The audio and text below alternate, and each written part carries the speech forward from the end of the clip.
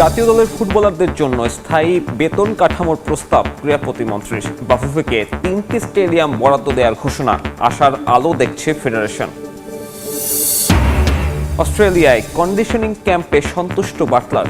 ভোরে প্রস্তুতি ম্যাচে আফ্রিদাদের প্রতিপক্ষ ওয়েস্টার্ন সিডনি ওয়ান্ডারার্স, বিবেচনায় মূল একাদশ নির্বাচন। ওয়ানডে বিশ্বকাপে সাফল্য পেতে টোটকা দিলেন সালাউদ্দিন। ছন্দে ফিরতে স্কোয়াড নিয়ে পরীক্ষা নিরীক্ষা না করার আহ্বান, ক্রিকেটারদের চাপমুক্ত রাখার পরামর্শ। নারী টি-20 বিশ্বকাপে কঠিন গ্রুপে বাংলাদেশ। ভারত পাকিস্তান ছাড়াও আছে Australia, south Africa, Netherlands. Mission শুরু 14 জুন।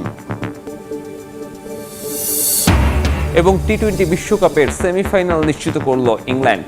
স্পিনারদের লড়াইয়ে পাল্লে কেলেতে ছড়ি ঘোরালেন হ্যারি ব্রুক।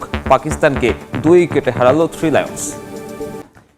জাতীয় দলের ফুটবলারদের স্থায়ী বেতন কাঠামোর মধ্যে আনা হবে বলে জানিয়েছেন যুব ক্রীড়া প্রতিমন্ত্রী আমিনুল হক। পুরুষদের পাশাপাশি নারী ফুটবলাররাও এই আওতায় পড়বেন বলে জানান তিনি। এদিকে ফুটবলের মাঠ সংকট নিরসনে কমলাপুরের পাশাপাশি সিলেট ও চট্টগ্রাম স্টেডিয়ামও বাফুফেকে খুব দ্রুতই বরাদ্দ দেয়া হবে বলে নিশ্চিত করেন আমিনুল হক। অভিভাবক তো এমনই হন, সন্তানের মুখ দেখেই বুঝে ফেলেন তার অন্তরের কথা। দেশের ক্রীড়াঙ্গনের অভিভাবক এখন আমিনুল হক। ফুটবল ফেডারেশন তার কাছে সন্তান তুল্যই, আর তাই বাফুফে চাওয়ার আগেই এমন এক চাহিদা তিনি পূরণ করেছেন যা অনেকদিন ধরেই প্রত্যাশা করে আসছিলেন ফুটবলাররা। জামাল আফিদাদের আয়ের একমাত্র উৎস ক্লাব ফুটবল। এর বাইরে বাফুফে থেকে নারী ফুটবলাররা নির্দিষ্ট একটা বেতন পেলেও ম্যাচ ফি বাদে পুরুষ ফুটবলারদের আয়ের উৎস নেই কোনো। এই জায়গায় এবার হাত দিয়েছেন আমিনুল হক। জাতীয় দলের ফুটবলারদের তিনি আনতে চান বেতন কাঠামোর আওতায়, এবং সেটা বাফুফে না চাইতেই। বর্তমানে বাংলাদেশ দলকে রিপ্রেজেন্ট করছে সেটা পুরুষ এবং মহিলা, আমাদের মেয়েদের ফুটবল।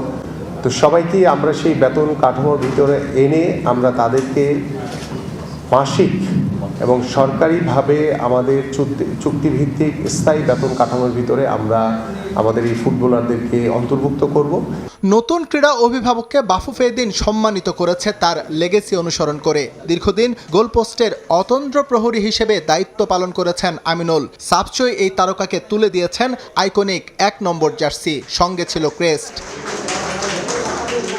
আমিনুল হকের কাছে বাফুফের চাওয়া অনেক। ফেডারেশনের ফুটবল পরিচালনে সবচেয়ে বড় সমস্যা মাঠ। সৌজন্য সাক্ষাৎ হলেও ক্রীড়া প্রতিমন্ত্রীর কাছে তাবিথ আওয়ালের এই কমিটির জোরালো দাবি ছিল মাঠ সংকট সমাধান করা। ফুটবলে অন্তপ্রাণ আমিনুল সেই দাবি পূরণের নিশ্চয়তা দিয়েছেন দ্রুততম সময়ে। 3টি মাঠকে আনুষ্ঠানিকভাবে আমরা ফুটবল ফেডারেশনের কাছে চুক্তির মাধ্যমে আমরা হস্তান্তর করব, এবং সেই মাঠগুলো হচ্ছে আমাদের কমলাপুর স্টেডিয়াম, আমাদের সিলেট স্টেডিয়াম এবং চট্টগ্রাম স্টেডিয়াম। এই 3টি মাঠকে আমরা আনুষ্ঠানিকভাবে চুক্তির মাধ্যমে আমরা ফুটবল ফেডারেশনকে বরাদ্দ দিব ইনশাল্লাহ, এবং সেটা সার্বিক অর্থায়ন করবে এটার গ্যালারি থেকে শুরু করে সার্বিক ব্যবস্থাপনা কিভাবে আরও উন্নয়নশীল করা যায়, কিভাবে ভালো পরিবেশ তৈরি করা যায়, সেটি ফিফার থেকে একটি অনুদানের মাধ্যমে সেটি করা হবে। এছাড়াও তৃণমূলের ফুটবল উন্নয়নে আরও কিছু চমৎকার পরিকল্পনার কথা শুনিয়েছেন আমিনুল হক, যার মধ্যে অন্যতম নারী ও যুব ফুটবল এবং কোচেস ডেভেলপমেন্ট প্রোগ্রাম। এগুলোর বাস্তবায়ন হলে ফুটবলের ভিত মজবুত হবে দ্রুতই, তা আর বলার অপেক্ষা রাখে না। ক্রিকেট ওয়ানডে বিশ্বকাপে সাফল্য পেতে হলে আগে ক্রিকেটারদের এই ফরম্যাটে ছন্দে ফেরা জরুরি, যার জন্য তাদের ওপর আস্থা রাখার আহ্বান সিনিয়র সহকারী কোচ মোহাম্মদ সালাউদ্দিনের। তাই পাকিস্তান সিরিজ সহ সামনের কয়েকটা সিরিজে খুব একটা পরীক্ষা নিরীক্ষা না করে ক্রিকেটারদের চাপমুক্ত রেখে খেলতে দিলে দ্রুতই এই ফরম্যাটের সমস্যা কাটিয়ে ওঠা সম্ভব বলে মনে করেন সালাউদ্দিন। নানা ঘটনার জন্ম দিয়ে শেষ পর্যন্ত আর টি-20 বিশ্বকাপ খেলা হলো না। আগামী বছর বাংলাদেশের চ্যালেঞ্জ ওয়ানডে বিশ্বকাপ। টাইগার ক্রিকেটাররা এখন ব্যস্ত 50 ওভারের বিসিএল নিয়ে। আর ওয়ানডে বিশ্বকাপের আগে এবছরের প্রথম অ্যাসাইনমেন্ট পাকিস্তান সিরিজ। ঘরের মাঠের ম্যাচ নিয়ে সবার প্রত্যাশা অনেক বেশি, তবে সালাউদ্দিনের মতে আগে ক্রিকেটারদের এই ফরম্যাটে রিদমে ফেরাটা জরুরি। আপনি যদি কোনো কিছু প্রমাণ করতে চান সেটা অনেক ডিফিকাল্ট, এটা আসলে আপনাদের বাড়তি একটা চাপ হিসেবে হবে। বাট ওয়ানডে ফরম্যাট আমরা আগে ভালো ছিলাম, রিসেন্টলি আমরা খুব বেশি ভালো করতে পারি না, বাট আমরা ওয়ানডে খুব বেশি খেলিও নাই লাস্টে 1-1.5 বছরে। অনেকগুলো সিনিয়র প্লেয়ার একসাথে রিটায়ার্ড করছে, কারণ ওই এক্সপিরিয়েন্সটা আসলে আপনি খুব তাড়াতাড়ি যে মেকআপ করে ফেলবেন এটা কখনোই আশা করেন না। বাট এটা কিভাবে আসলে আমরা কত দ্রুত মেকআপ করতে পারি, ওই পজিশনগুলোতে কিভাবে আমরা আরও ভালো বেটার প্লেয়াররা খেলতে পারে এবং কত বেশি আমরা আসলে মোটিভেটেড, আমরা সেটার উপর ডিপেন্ড করে আসলে ওয়ানডে আমরা কোথায় যাব। একটা সময় এই ফরম্যাটে সবচেয়ে ভালো অবস্থানে ছিল বাংলাদেশ। তামিম, সাকিব, মুশফিকরা স্বপ্ন দেখিয়েছিলেন বিশ্বকাপে সাফল্যের, কিন্তু সাম্প্রতিক সময় এই ফরম্যাটেই সবচেয়ে খারাপ অবস্থা, কারণ জানালেন সিনিয়র সহকারী কোচ। ক্রিকেট বলে তার লেখা থাকে না, এটা ওয়ানডের বল আসতেছে, এটা টি-20-র বল আসতেছে, এটা টেস্টের বল আসতেছে, লেখা থাকে না। বল চেয়েছে তো ব্যাটসম্যান রিঅ্যাক্ট করে, ব্যাটসম্যান খেলে, তো যে পারে সে সফল হইতে পারে।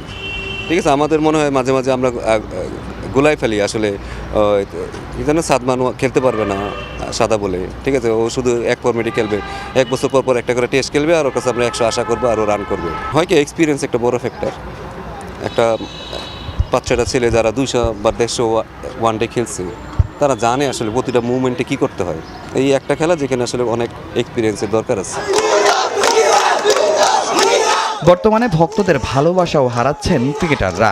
একটা সময় সাকিব, মাশরাফি, তামিমদের যারা আইডল মানতেন, তারাই এখন দুয়োধ্বনি দিচ্ছেন শান্ত মিরাজদের। হঠাৎ কেন ক্রিকেট ও ক্রিকেটারদের প্রতি এত ক্ষোভ তাদের? এর দায়ী বা কার? আমরা সবাই, আপনারা এর মধ্যে বাকি না, কারণ উস্কানিটা আপনারা শুরু করেন মাঝে মাঝে। তো আমার মনে হয় যে এটা আসলে আমাদের শিক্ষা ব্যবস্থা আমাদের খুবই খারাপ। শিক্ষা ব্যবস্থাটা যদি যতদিনে বেটার হবে, ততদিন হিসেবে জাতি হিসেবে আমরা কখনো বেটার হব না। তবে সালাউদ্দিনের বিশ্বাস, নিজেদের পারফরমেন্স দিয়ে দ্রুতই দর্শকদের ভালোবাসা ফিরে পাবেন ক্রিকেটাররা। এবার টি-20 বিশ্বকাপের খবর। পাল্লেকেলেতে স্পিনারদের লড়াইয়ে ছড়ি ঘুরালেন হ্যারি ব্রুক।